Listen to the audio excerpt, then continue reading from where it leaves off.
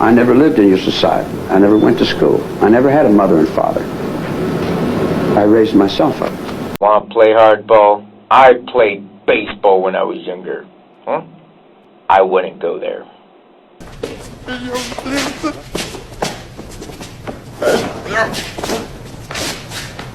It's something that I've become all that accustomed to, and then I'm strong, and nothing's bothering.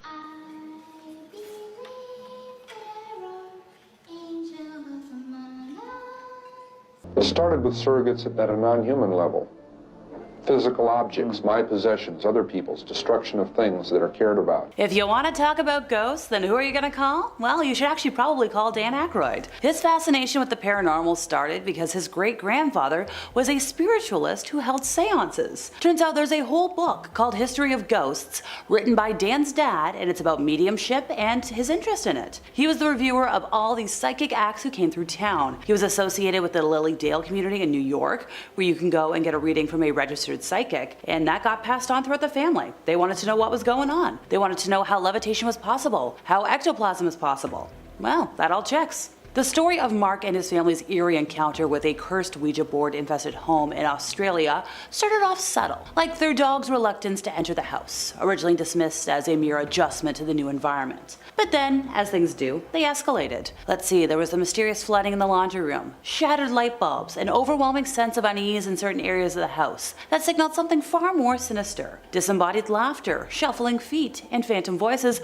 only intensified their torment. As the supernatural disturbances grew unbearable, the family decided to take action. The mom's brave confrontation with the paranormal, reading Bible verses aloud, was met with the spirit's fury, resulting in potential poltergeist activity. The peak of this terrifying tale came when the youngest member of the family miraculously survived a fall from an open window. This event was the final straw, prompting them to flee the cursed house without looking back. Burari, a nondescript neighborhood in the Indian capital of Delhi, attained notoriety after 11 members of the Chundawat family were found dead inside their home, amid whispers of occult practices. So police say 10 of them were dangling from the ceiling, and their hands were tied behind their backs, and their eyes and mouths were covered with cloth. And police have zeroed in on one of the men in the family, one Lalit Chundawat. So documents and phones that were recovered from the house hinted at Lalit's interest in spirits and ghosts. Police believe he frequently visited crematoriums, obsessively watched paranormal content, and notes found in one of the diaries hint at a strong belief that supernatural forces would intervene and save the family. And apparently it motivated the family to do what they did. The notes in the diaries laid out exactly how the family needed to carry out this act before they were to have been saved. And it looks like a lot of these instructions were carried out. These notes also refer to Thursday or Sunday as the chosen days, and police believe the deaths occurred between late Saturday night and early Sunday morning. The diaries listed out that the family needed to cover their eyes and mouths with a cloth during the ritual, and that's where we're going to end that because I'm not telling you how to do this. One night, Lorraine Warren received a voicemail from a Mrs. Sandy Foster, who nervously described a very distressing situation and begged the Warrens to return her call. Although it was 12:40 in the morning, Lorraine immediately tried to call her back, and while the phone rang, the connection wouldn't connect. The next day, Ed and Lorraine made the decision to go pay the Fosters a visit, just to be safe. Well, Mrs. Foster brought up that her daughter Meg had been really interested in the occult, and had actually purchased a book on conjuring as a gift for her daughter. And based off the description of it, I think it was a copy of the Ars Goetia. The family described a plethora of instances of demonic activity, and Lorraine herself experienced an inhuman presence throughout the home. So Ed told the family he and Lorraine could handle everything, but hey, maybe just get out of the house for a little bit while we do what we gotta do. So they got to work the moment the Fosters left. They were determined to discover the true nature of the spirit's presence in order to dispel it. After a lot of work, they managed to do so, but not without a struggle. Bob Smith's fascination with this seemingly innocent painting turned into a haunting mystery when a kitchen fire devastated his grandmother's house, leaving only the painting unscathed. The eerie connection deepened when Bob later learned that the very same painting had caused similar tragedies in other households. Giovanni Bragalin's series of paintings, of which The Crying Boy was a part of, became notorious. In 1985, the Sun newspaper in the UK published a shocking account of May and Ron Hall, whose home was consumed by fire with only the cursed painting surviving unharmed. And what's truly unsettling is the firefighter's claim that he had witnessed multiple house fires where everything was reduced to ashes except for copies of The Crying Boy. The widespread reports of similar incidents fueled the belief in the painting's curse, leading to a wave of fear and destruction. Ultimately, the the son's bonfire of these paintings marked the end of their popularity, but a few copies still linger, carrying with them the ominous aura of the inexplicable. A doll originally belonging to Robert Eugene Otto, an artist, was described as eccentric once upon a time. Neighbors of Robert used to hear him having a conversation with the doll, and this continued into his adult years. He brought the doll everywhere. He talked about it in the first person, as if it wasn't a doll, as if Robert was his own being. Well, the doll remained stored in the Otto family home until Robert the human passed away in 1974. After his death, a couple bought the house, and their daughter found the doll in the attic, and she claimed that the doll was trying to kill her. So the family got rid of it. The doll is now on display in a museum in Key West, and don't worry, the doll still curses people. His last caretaker before the museum experienced him disappear and reappear as he pleased. They heard footsteps, they heard giggling in the attic. Some folks even claim that Robert's expression changes when anybody badmouths Otto in his presence. He's also been responsible for a couple of car crashes, some divorces, broken bones, so go near him at your own risk. Famed AEW wrestler Malachi Black has a fascination with the occult because he grew up in a household that had some very disturbing and interesting things. So he knows how to create these cult-like characters on TV because, well, he grew up with it. He understands it. It was something that had a great influence on him because his grandfather would tell him incredible stories about, and well, once again folks, we're gonna get bizarre here. He would tell him stories about things that he witnessed with black magic in Malaysia. There was a type of voodoo that they used that was called guna guna, and the grandfather got involved with that. He saw it happening around the camps. Things were strung up and soldiers were sick and they couldn't find what was going on. And the villagers were like, oh, he's being subjected to this voodoo, which kind of sparked Malachi's interest. When he was growing up, he was exposed to a lot of perhaps strange things, but it really shaped his mind into questioning everything and looking at the world very differently than a lot of folks. And it made for a very interesting upbringing. He said there was a lot of difficult moments and a lot of very, very difficult growing up, very disconnected moments. It was definitely not your run-of-the-mill upbringing, but it was interesting. One night, very late at night, Ed and Lorraine Warren were contacted by the Snedeker family, who had just moved into a house on Meriden Avenue in Southington. Specifically, the mother of the family unit and a niece who came to stay with the family were on the phone. And what they found and bought, they were like, oh yeah, we had this new home. It's big and welcoming. Turns out it was a former funeral home. And the morticians at that funeral home were involved in naughty things with the dead. The sons of this new family, they were the first to start talking about the things they had seen and experienced. They were terrified. And at first the parents were like, come on guys. But these boys were so scared they were sleeping on the floor in the living room. The women who called the Warrens were terrified.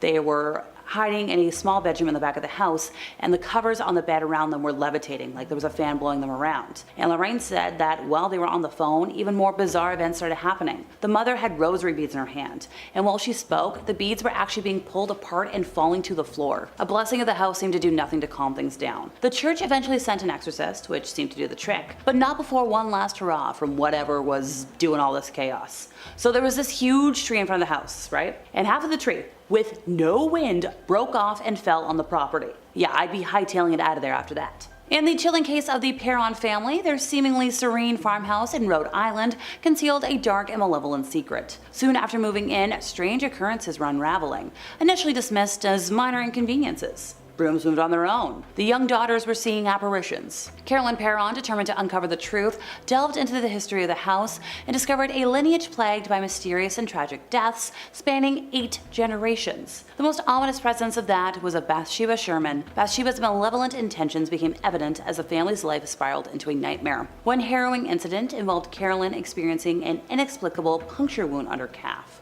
resembling a large sewing impalement. This unsettling occurrence was just one of many tormenting episodes endured by the Perron family over their decade-long residency in the house, known as the Old Arnold Estate. Now the Warrens were summoned to help because who else? And they identified a mysterious box, which they believed acted as a conduit for Bathsheba's demonic energy to afflict the household. So they performed their blessings, they removed the malevolent object, and lived to tell the tale. Patty Donovan's innocent curiosity led her down a treacherous path when she engaged with a Ouija board, believing she'd found a friend through the board. And as she grew emotionally dependent on this entity, the malevolent spirit, once her confidant, turned into a demonic force, wreaking havoc on her entire family. It targeted their vehicles, it disassembled engines, it punctured tires. Things escalated. We're talking crazy vandalism around the home, inexplicable damage to the property, to the point of levitating furniture, rocks raining down in the house. Father Ted Donovan's desperation revelation led him to seek help from Ed and Lorraine Warren. So upon their arrival, they knew right away there was some malevolence, and they found out about the Ouija board.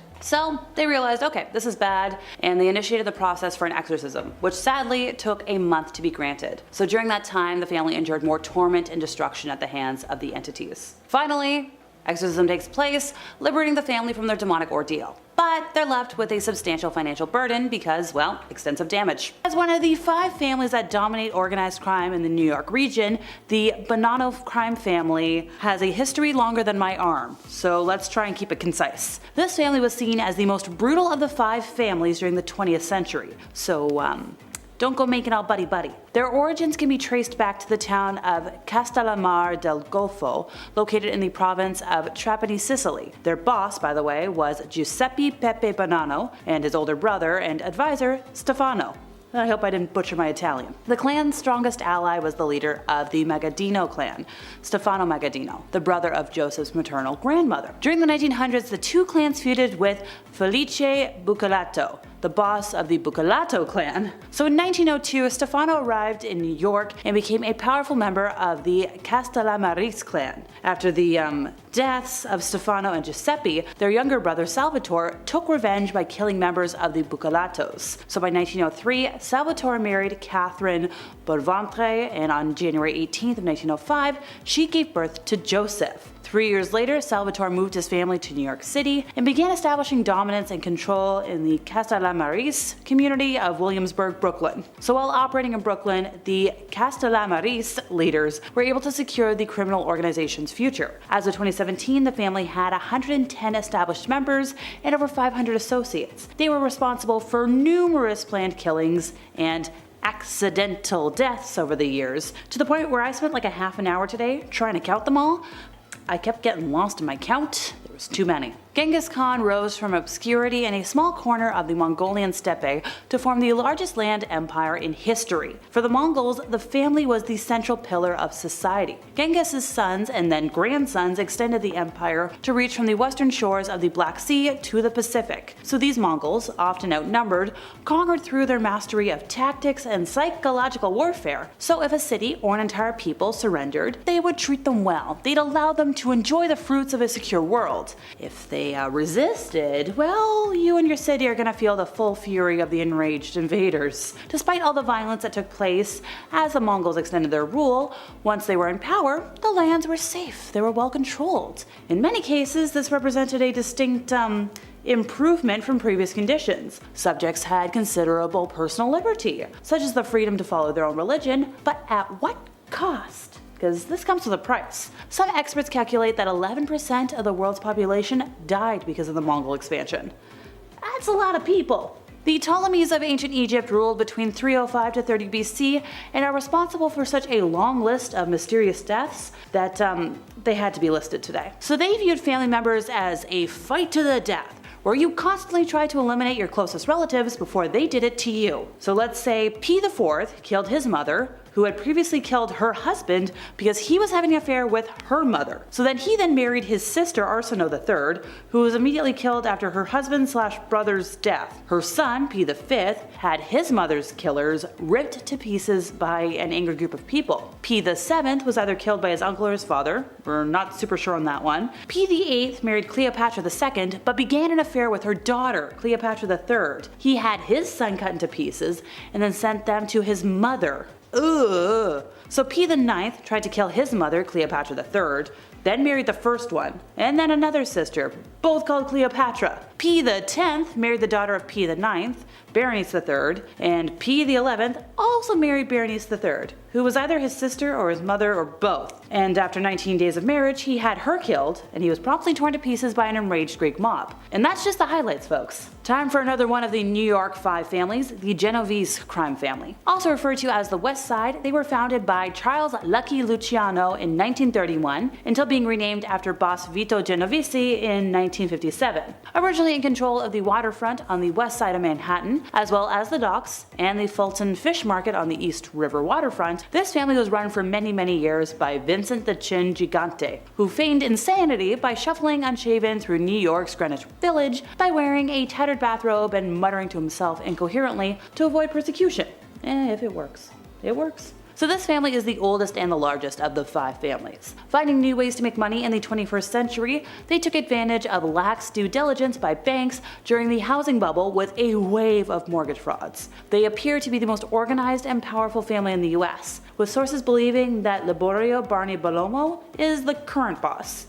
Maybe. Unique in today's mafia climate, the family has benefited greatly from members following Omerta, which is a code of conduct emphasizing secrecy and non-cooperation with law enforcement and the justice system. So while many mobsters from across the country have testified against their crime families since like the 1980s, this family has only had 11 members and associates turn in history, which is not a lot. Nay. They're known for crimes of, oh boy, let's see, racketeering, killing, labor union infiltration, extortion, illegal gambling, substances, loan sharking, bookmaking, truck hijacking, fraud. I could keep going, but we only have so much time. The Scottish Bean Clan. It might sound like a kind of yummy dish, but this isn't for recipes. We're not cooking here. They were a 45-member clan in Scotland in the 16th century that killed and feasted on over 1,000 people during, just 25 years. According to legend, Bean and his clan members were eventually caught by a search party sent by King James VI and lost their lives for their heinous crimes. Alexander Bean was born in East Lothian during the 16th century,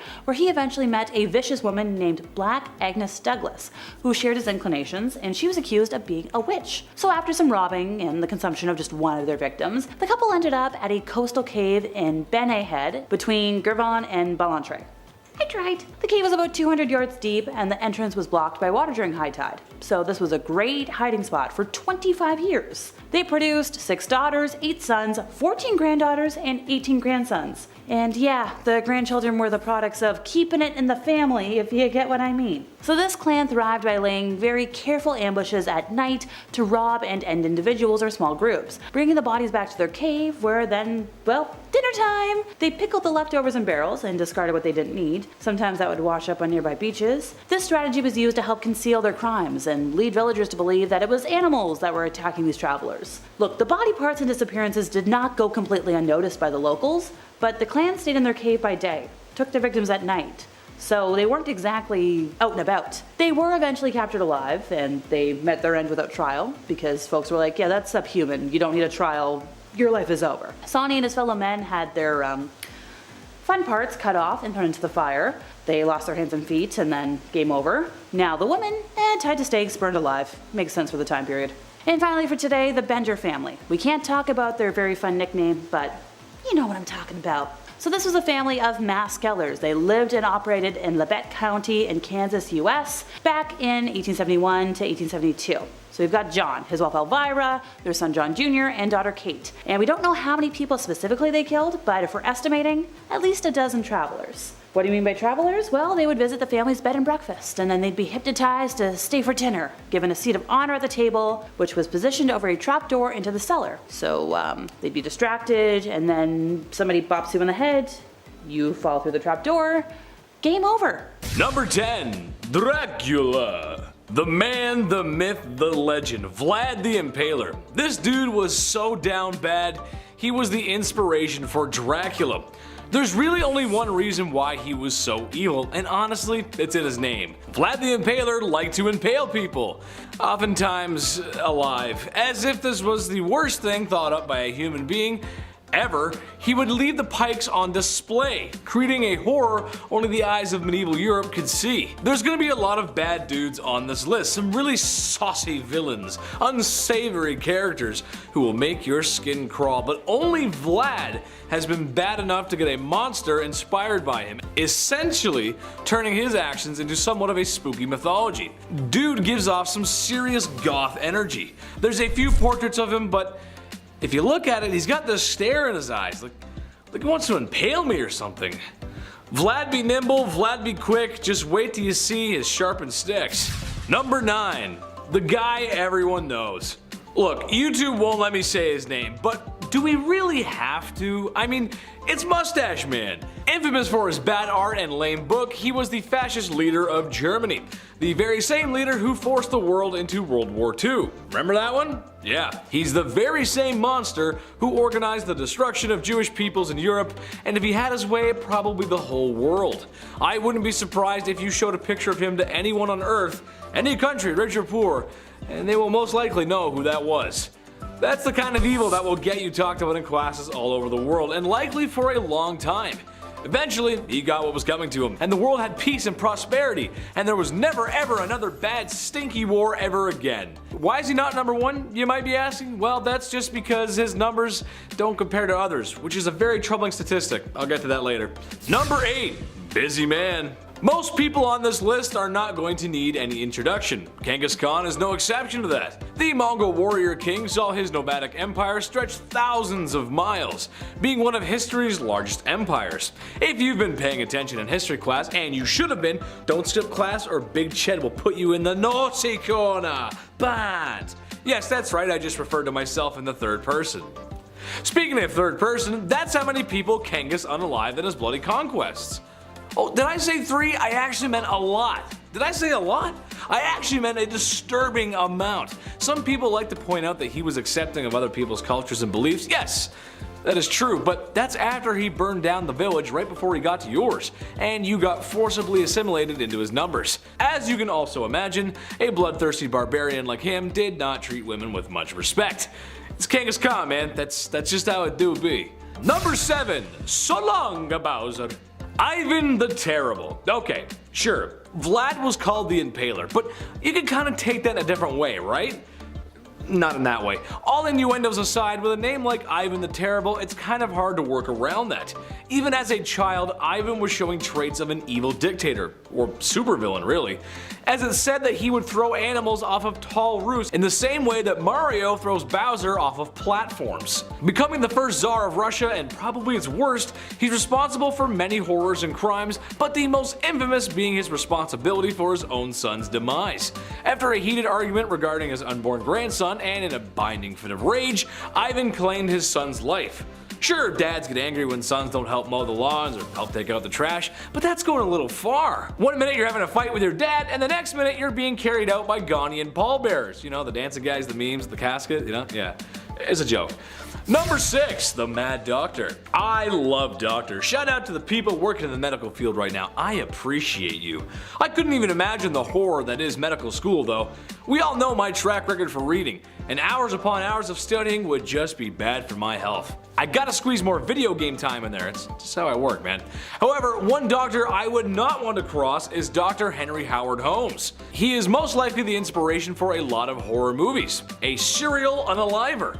Said to have been performing surgeries on animals at a young age, which, again, doing some freaky deaky stuff to animals as a kid is like the red flag of red flags. It's like the only red flag. If that wasn't enough, he used to steal cadavers from the university he was studying at and doing all kinds of not nice things to them, naughty, bad. Having a clear obsession with medical practices and anatomy probably was helpful in disposing of his victims. And like something from Tales of the Crypt Keeper, that's exactly what he did. He constructed a large house, or building really, with trap doors, secret tunnels, and a lot of rooms. A basement where he could dispose of his victims. He would later then open this house of horrors up as a hotel where unknowing people would come to meet their doom. Yes, Tales of the Crypt Keeper. Come check in to the Hotel of Doom. Number 5. Bad Comrade. Stosif Jalin was the leader of the Soviet Union for probably too long. A man who worked his way up the political chain until General Secretary meant leader, which, if you look it up, it's kind of crazy. That itself is a crazy story. He's responsible for a great loss of life. It is estimated in the range of 40 million people. Ooh, yikes. Most spooky evil dudes usually go after an enemy, to someone they consider to not be part of them. He did do this, but a lot of his own people sadly met their ends from the Red Menace too. Organized and deliberate purges of people and famines to starve people.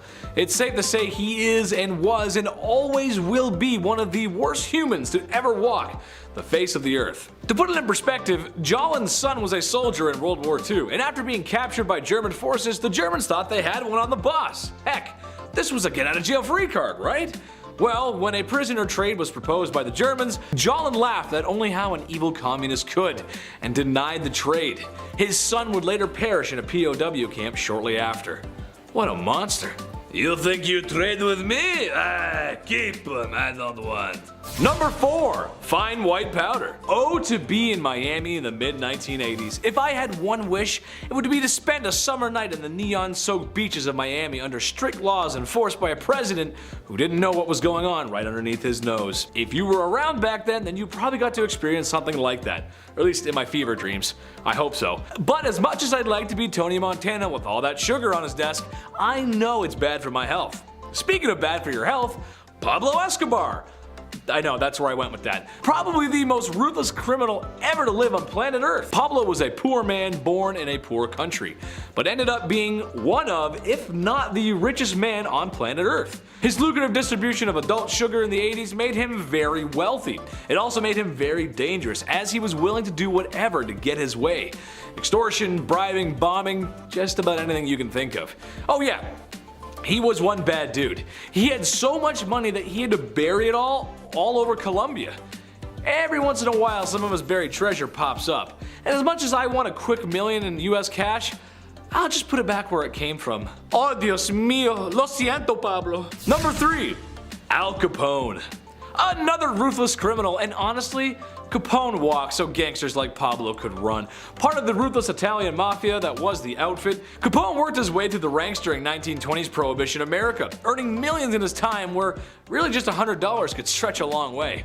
Capone is noted for his violent behavior throughout his life and the many accidents he caused directly or indirectly. Prohibition and the Depression were hard times for a lot of folks in America. However, the media and the people of Chicago at first always wanted to see what the lavish gangster was up to, as his criminal life became somewhat publicized. Most likely due to his wealth. The dude was rich. He eventually would get arrested and sent to Alcatraz, which was probably the worst prison in America, or the best Call of Duty Zombies map, depending on how you look at things. I look at things through a Call of Duty way, so Number 2, Gabriele Pareto. That might not be a name that you're familiar with, but it was the man who unalived Franz Ferdinand, which started World War I, which caused World War II, which caused the Cold War, which caused the collapse of Soviet Russia, and it's why you live in a post-war globalist world with markets developing rapidly in the cyber world. Except maybe the whole thing in Ukraine, watch out for that. Kinda crazy to think how all that could come from one wrong turn and a guy seizing an opportunity. But this also means he's kind of responsible, in a way, for all the bad stuff that happened in those times as well. So maybe don't seize the day, I'm not sure. Just don't be ruthless criminals, guys. Watch our videos instead. Although I could blame him for failing my math test in high school. Yeah, we'll go with that. Number 1, Mao Zedong. I'd like to come out here and tell you all about the chairman of China, but that simply is just too hot for TV, and if it's too hot for TV, it's too hot for YouTube. Basically, he was the dictator of communist China and is responsible for many lives lost. It's estimated to be somewhere in the range of 60 to 80 million people. Whoa! Dude was down bad, the definition of down bad, and although many were told to adore him, there's still a great many people who remember the terrible things he's done. From Beijing to Hong Kong, there's not a person around who doesn't know who he is.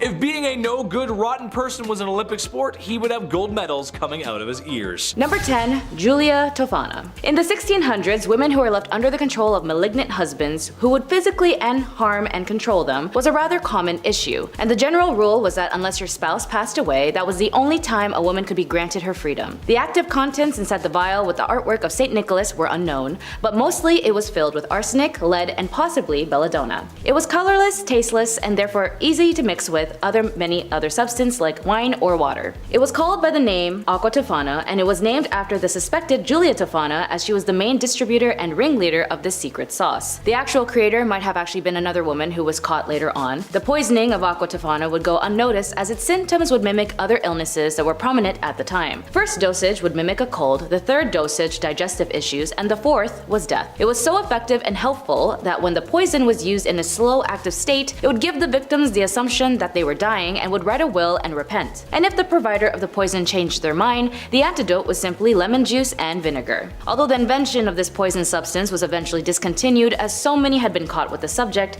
it lasted for the length that it did due to the assumption that it was a cosmetic, when really it was for women of this time a vial of liberation and freedom. Number 9. Vladimir Demov. A very famous Soviet scientist by the name of Vladimir Demov was known for his innovation, organ transplants, which had saved many lives in the medical world by extending life from near-death events. However, how he came to this is just as disturbing and concerning as it was revolutionary and innovative, and he would transplant a number of vital organs between dogs. But then he decided to experiment even further by sewing together a two-headed dog. He and his assistants would attempt to operate not just a few times, but over 24 times to create a functioning two-headed dog, and it was at the 24th time it was widely publicized. It was even featured on Life magazine and unsurprisingly was considered a very dark, horrifying creation that had been beheld. He sewed together the head of a neck of a small dog named Shavka onto the neck of a large stray German shepherd named Brodyaga. The mad scientist created an unnatural creation at a disturbing cost. For the surgery itself, Demov amputated Shavka the lower body below the forelegs, keeping her heart and lungs connected until just before the transplant. Then he attached Shavka to the upper body of a corresponding incision of Brodyaga's neck. The operation lasted 3.5 hours, although both could function, and here Shavka ended up dying as she was not attached to Brodyaga's stomach, so whatever she ate fell out. And tragically, the two animals died 4 days later due to the damage of a crucial vein. The previous pair of dogs lasted for a month before they too died in a fatal end,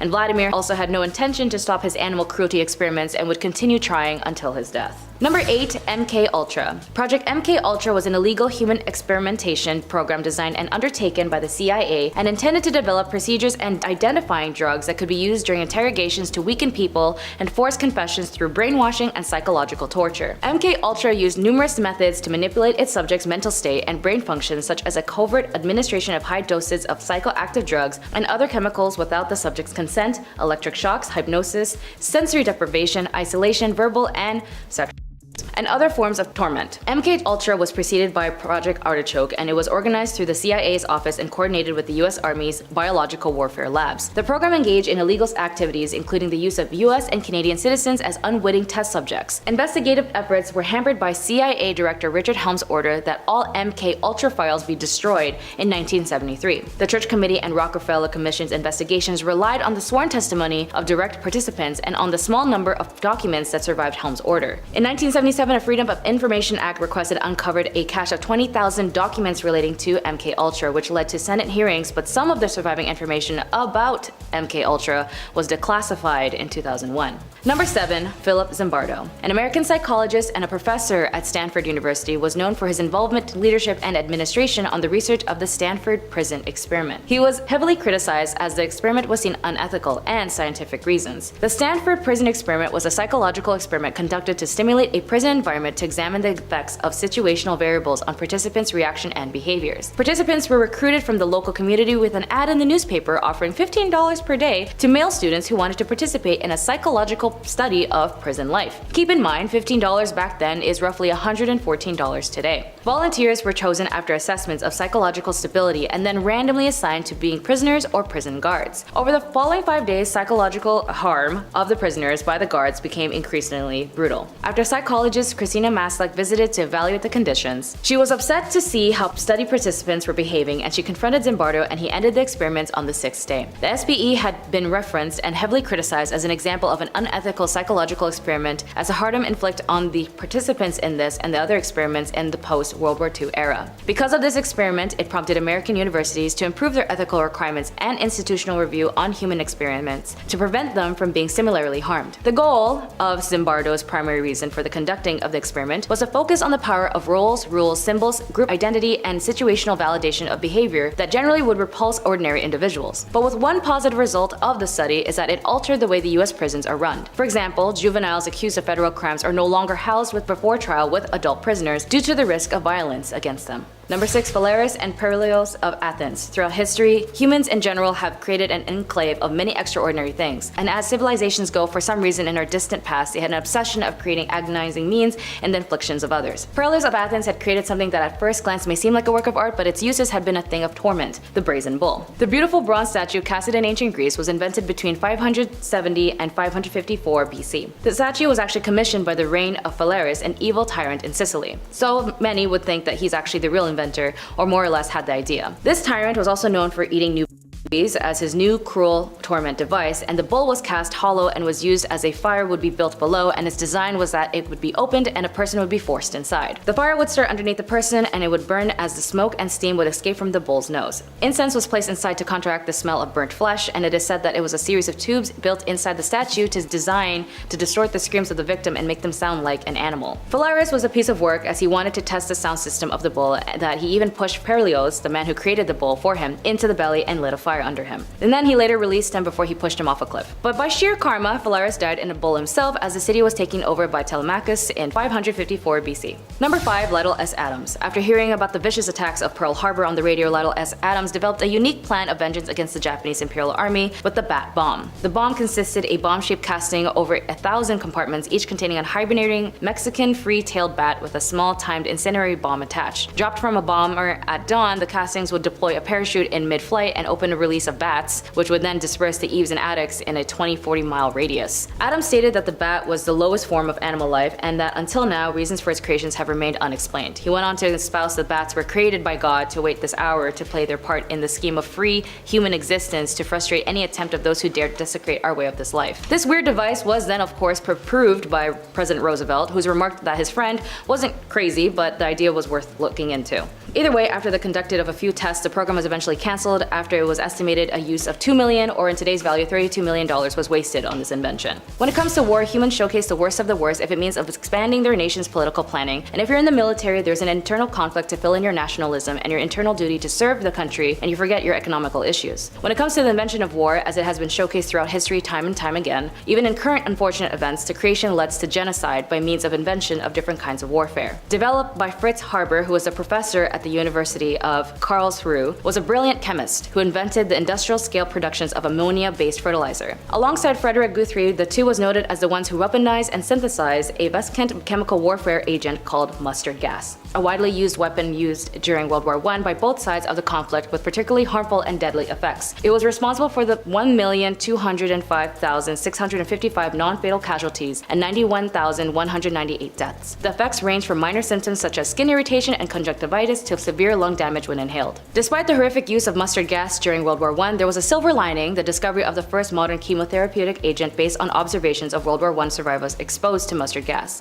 The studies eventually launched an era of cancer chemotherapy research. Number 3. Oliver Winchester. An American businessman and politician named Oliver Winchester was best known for his founding manufacturing the marketing of the Winchester Repeating Arms Company, aka the Winchester rifle. The first official Winchester rifle was a model in 1866. Repeating rifles was not widely used until after the war, when they became increasingly popular with the civilians. Military authorities concentrated primarily on perfecting breech-loading single-shot rifles for many more years. His ownership was then passed to his son, who died of TB, and his wife Sarah Winchester ended up moving to California with inheritance as she began to make the famed Winchester house a haunted mystery house due to her fear of spirits being murdered by the rifle. Number 2. Dow & Company. Originally developed to simply enhance the growth of soybeans, Agent Orange was weaponized and used extensively during the Vietnam War. During the war, Dow, Monsanto, and other companies were compelled by the US government to produce Agent Orange under the US Defense Production Act of 1950. Used in large quantities, it was a powerful herbicide used by the United States to deforest the jungles and destroy Viet Cong and North Vietnamese army crops. The United States military sprayed upon up to 20 million gallons of herbicides over Laos, Vietnam, and Cambodia from 1961 through 1971, covering over 4.5 million acres. Agent Orange was often proven afterwards to cause very serious health problems for both Vietnamese people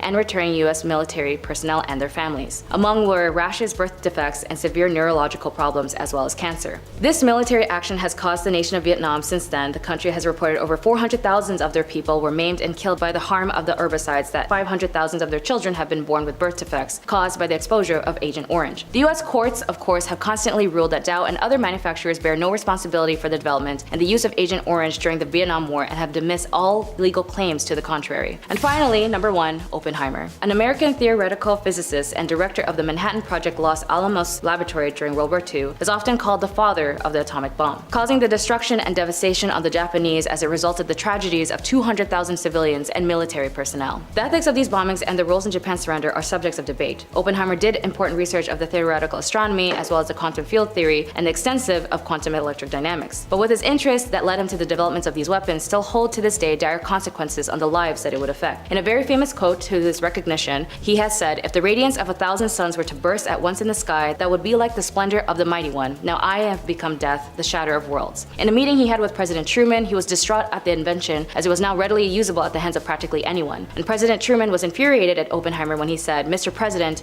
I feel I have blood on my hands," responding that he, Truman, bore sole responsibility for the decision on the atomic bomb against the Japanese, which later Truman said, "I don't want to see that son of a bee in this office ever again." The Treaty of the Non-Proliferation of Nuclear Weapons aimed to reduce the spread of nuclear weapons, but its effectiveness has been questioned. Modernization of weapons continue to this day. Bombs alike have been proved with its massive casualties and results to the devastation, eradication, genocide of innocent people, and the tragedy of wars it inhibits in our modern times.